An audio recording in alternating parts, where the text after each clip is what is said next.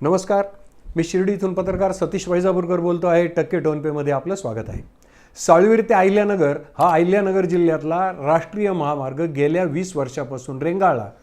त्यावर दरवर्षी अपघात होतात आणि 100 जण मृत्युमुखी पडतात असा हिशोब सांगितला जातो. तो जर वास्तवात खरा असेल तर आजवर या रस्त्याने 2000 लोकांची बळी घेतले, 2000 कुटुंब उद्ध्वस्त झाले.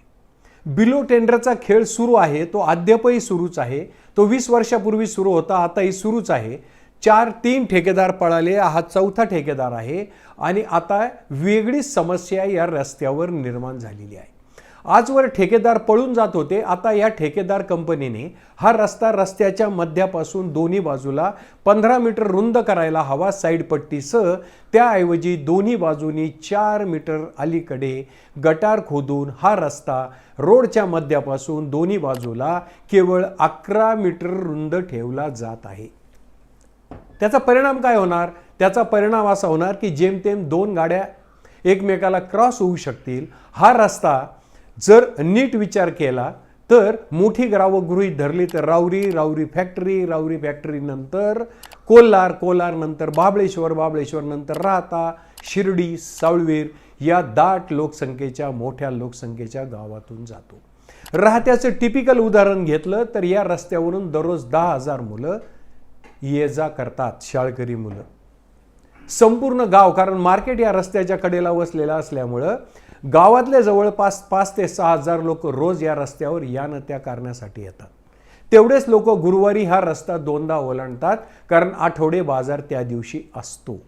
मग असं जर असेल आणि हा रस्ता जर दोन्ही बाजूनी 4 मीटर त्याची रुंदी कमी झाली असेल तर भविष्यामध्ये काय हाहाकार उडणार आहे. एक तर हा रस्ता मृत्यूचा सापळा होईल, तो ऑलरेडी आधीच आहे.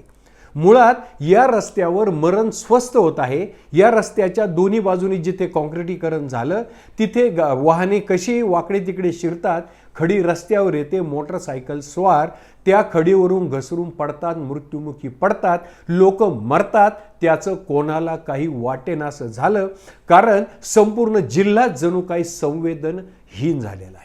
आता हा गटारीचा तर मुद्दा इतका भयानक आहे. जर ही गटार रोडच्या मध्यापासून 15 मीटरपर्यंत दोन्ही बाजूला गेली नाही तर या अरुंद रस्त्यामुळे नुसती वाहतूक कोंडी होणार नाही, तर राहत्यासारख्या एका शहरामध्ये 10,000 शाळकरी मुलांचं जीवन टांगणीला लागणार आहे. एवढा हा भयानक प्रकार आहे.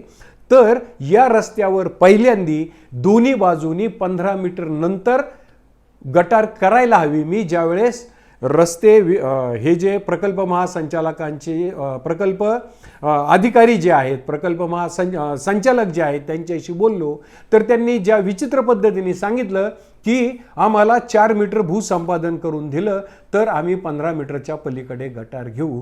राज्यमार्गच जर 15 मीटर आहे तर राष्ट्रीय महामार्ग 11 मीटर कसा, हा साधा प्रश्न आहे आणि त्याची उत्तरं जर वेळीच शोधली गेली नाही तर राहतेकरांच्याच नव्हे तर मी जी नावं घेतली त्या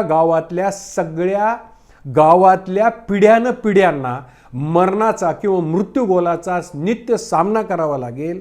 तर या रस्त्याच्या दोन्ही बाजूच्या गटारी 15 मीटरपर्यंत जोपर्यंत जात नाही तोपर्यंत हा रस्ता मानवी वाहतुकीकरता सुरक्षित होणार नाही.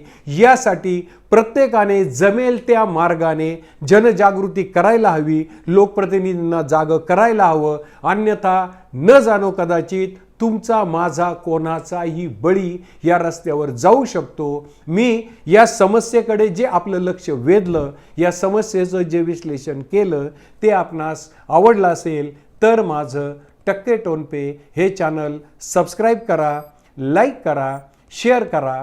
जय हिंद, जय महाराष्ट्र.